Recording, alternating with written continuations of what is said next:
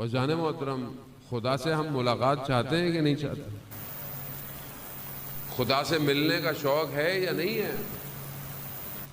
خدا ہے کہاں جن سے ملنے جائیں ہم؟ خانہ کعبہ میں ہے، مسجد میں ہے، کہاں ہے خدا؟ خدا قرآن میں کیا ارشاد فرما رہا ہے کہ میں تمہاری شہرت سے بھی زیادہ تمہارے قریب ہوں، یعنی تمہاری شہرت سے بھی زیادہ تمہارے، یعنی اس کا مطلب ہے شہرت بدن الگ ہے، میں الگ ہوں، یعنی دونوں کے درمیان میں یہ رابطہ ہے۔ اصل حقیقت میری بھی کچھ اور ہے، جو خدا کہہ رہا ہے کہ میں تم سے بھی زیادہ تمہارے قریب ہوں۔ جو خدا سے ملاقات چاہتا ہے، جو خدا سے ملاقات، خدا سے کیسے ملے؟ پہلے وہ ملاقات کی تشنگی ایجاد ہو تب ملیں گے۔ انسان اتنا اس عالم میں پھنسا ہوا ہے، اسے احساس ہی نہیں ہوتا کہ اس کا خالق کون ہے۔ نماز بھی پڑھتا ہے، اتنی تیزی سے پڑھتا ہے، نماز جیسی پڑھتا ہے سارے خیالات اس کے ذہن میں آتے ہیں، وہ ان سے آزاد ہی نہیں ہوتا کہ نماز میں بھی اسے یہ احساس ہو کہ وہ کس کے سامنے حاضر ہے۔ سجدے میں بھی خیالات ہیں، تسبیح پڑھتے وقت بھی خیالات، یعنی ہم ذہن کو خالی نہیں کر رہے کہ ہماری بھی رات کی تاریکیاں ایسی ہوں کہ ہم بھی تنہائی میں اس سے گفتگو کریں، مناجات کریں۔ خدا سے ملاقات کیسے ہوگی؟ کہیں سے تو نظر آئے نا، یعنی کوئی عاشق کیسا ہوتا ہے؟ جب اس کو دیکھا جائے تو اسے پتہ چلے کہ اس کو عشق ہوا ہے۔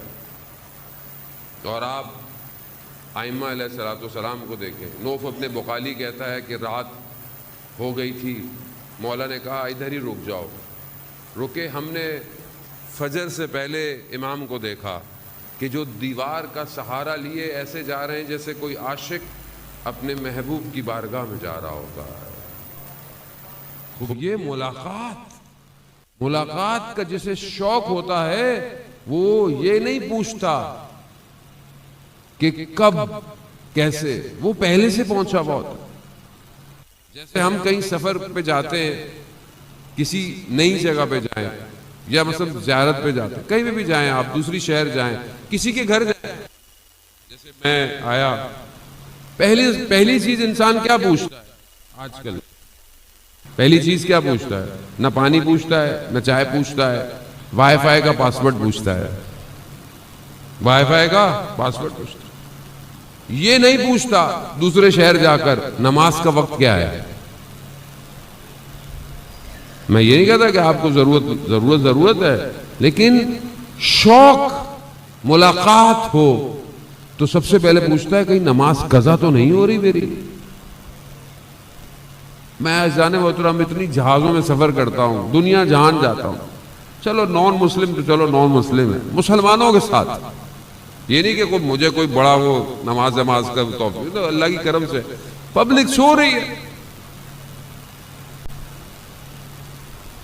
ملاقات کا شوق سونے نہیں دیتا، جگائے رکھتا ہے۔ یہاں تو پبلک فجر تک جاگتی ہے، فجر سے پہلے سو جاتی ہے، اور اتنی زبردست نیند آتی ہے اٹھا ہی نہیں جاتا، اور پھر آگے بولتے کہ ہم بہت تھکے ہوئے تھے۔ رضوان محترم، قیامت میں ہزاروں سال کھڑا رہنا پڑے گا صرف نماز کا جواب دینے کے لیے۔ جب سے نماز واجب ہوئی ہے، جب سے یعنی 14 سال 15 سال کا عرصہ ہوتا ہے ایک مرد کے لیے، اس وقت سے نماز جو واجب ہوئی ہے فائل کھل چکی ہے، لکھا جا رہا ہے پہلی نماز کیسے پڑھی، وضو صحیح تھا، قرأت صحیح تھی، پڑھتے گئے۔ لوگ زندگی گزر جاتی ہے اپنے وضو نہیں صحیح کرواتے، نمازیں واپس، قرأت صحیح نہیں کرواتے۔ مولانا حضرات اب تو آن لائن ہے سب کچھ، آپ کو ضرورت ہی نہیں ہے، اپنی قرأت صحیح کر لے آدمی، احکام صحیح کر لے۔ دین کا درد ہونا ضروری ہے۔ ایک جوان تو ماشاءاللہ آپ سب جوان بیٹھے ہیں. جوان جو ہے وہ مدینہ میں آیا، چھٹے امام کا دور ہے. اللہ صلی علی محمد وعلی محمد.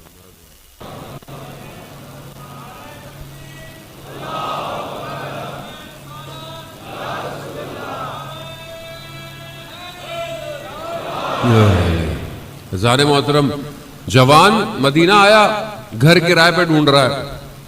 تو اس زمانے میں گھر ایسے ہوتے تھے جیسے یہاں پہ بھی پرانے زمانے میں گھر ہوتے ہیں بڑے بڑے، یعنی ادھر سے بھی دروازہ ہے ادھر سے بھی دروازہ، دو طرف سے دروازے، ایسے گھر تھے. تو اسے گھر جو کرائے پہ ملا وہ آدھا کرائے پہ کسی نے دیا ہوا تھا، آدھا تھا ایک طرف سے، دوسری طرف سے کوئی اور رہتا تھا. تو اس نے پوچھا کہ دوسری طرف کون رہتا ہے؟ تو کہا کہ ایک خاتون رہتی ہیں. کہا کس کے ساتھ؟ کہا اکیلی رہتی ہیں. تو اس نے بولا ایک شرط پہ میں گھر لوں گا. کہا کیا شرط ہے؟ کہا کہ یہ جو دروازہ درمیان میں یہ بند رہے گا، یہ نہیں کھلے گا. کہا ٹھیک ہے. دروازہ بند ہو گیا. کچھ دن ہوئے، خاتون نے دروازہ کھول دیا. جیسے یہاں دروازہ کھلا ہوا ہے وہاں بھی کھلا ہوا ہے. انہوں نے کہا دروازہ کیوں کھولا؟ ہماری تو شرط یہ تھی دروازہ نہیں کھلے گا. کہا کہ نہیں، ہوا کراس ہونے کے لیے، ہوا کراس ہونے کے لیے. وہ جوان، اس کو دین کا درد تھا، وہ اٹھا سیدھا امام کے پاس گیا اور مولا کو کہا مولا ایسے ایسے ہے، میں نے گھر لیا تھا مگر ادھر خاتون تھی، شرط یہ تھی کہ دروازہ بند رہے گا، لیکن وہ کہہ رہی مان ہی نہیں رہی، وہ کہہ رہی نہیں دروازہ کھلے گا. امام نے فرمایا فوراً اپنا سامان اٹھاؤ اور وہاں سے چلے جاؤ. پھر امام نے وہ حدیث فرمائی، کہا کہ جب دو، ایک مرد اور ایک عورت، وہ بھی نامحرم، ایک کمرے میں ہو تو تیسرا شیطان ہوتا ہے. یعنی دین کا درد جب ہو تو پھر ایسے ہی ہے. اور آج میں جوانوں کے لیے کہہ رہا ہوں کہ اب وہ کمرہ تو نہیں ہے، ایسے گھر بھی نہیں ملیں گے آپ کو. اب یہ جو آپ کے ہاتھ میں موبائل ہے نا، اور اس کے اندر جو چیٹ روم ہے، روم کمرے کو ہی کہتے ہیں، اور یہ آپ کا پرائیویٹ ہے. اگر آپ کسی نامحرم سے گفتگو کر رہے ہیں تو تیسرا شیطان ہے، یہ گمراہ کرے گا. تو دین کا درد رکھے.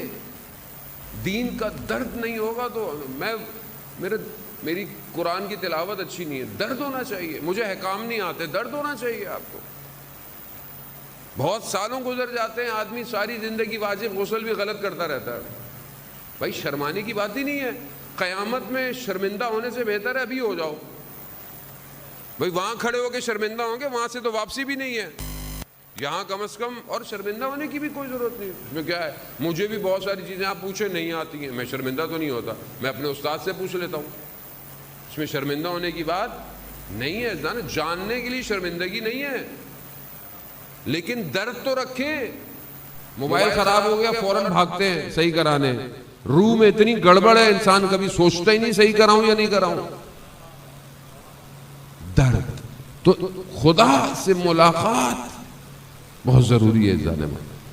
خدا سے ملنے کی کوشش کریں. خدا رحمان ہے. خدا تو اتنا رحمان ہے کہ جب جناب موسیٰ علیہ السلام کو فرعون کے پاس بھیجا تو کیا کہا؟ موسیٰ فرعون کے پاس جانا تو آرام سے گفتگو کرنا. پروردگار فرعون ہے، اپنے آپ کو رب کہہ رہا ہے، ظالم ہے. کہا نہیں، موسیٰ آرام سے گفتگو کرنا، نرم لہجے میں فرعون سے گفتگو کرنا. تو کیا ہم خدا کی طرف بڑھ رہے ہیں کہ نہیں بڑھ رہے؟ کیا ہمارے وجود پر وہ محبت کے اثرات ہیں یا نہیں ہیں؟ دعائے عرفہ میں امام حسین علیہ السلام ارشاد فرما دو.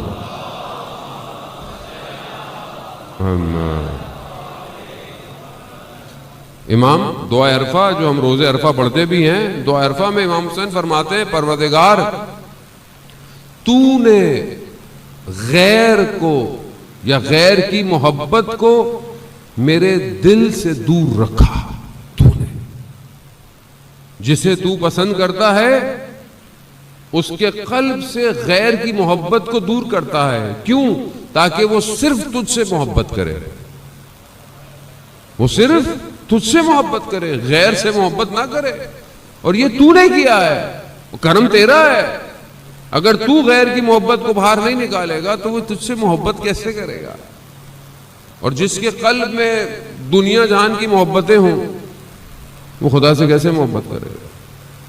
آیت اللہ قاضی طباطبائی رضوان اللہ تعالی علیہ فرماتے تھے یہ جو دل ہے یہ صرف خدا کا ہے، اسے کسی اور کو کرائے پہ مت دیا کرو. یہ دل ہے اجزاء محترم. اور پھر امام فرماتے ہیں پروردگار جس نے تجھے پا لیا اس نے کیا کھویا، اور جس نے تجھے کھو دیا اس نے کیا پایا.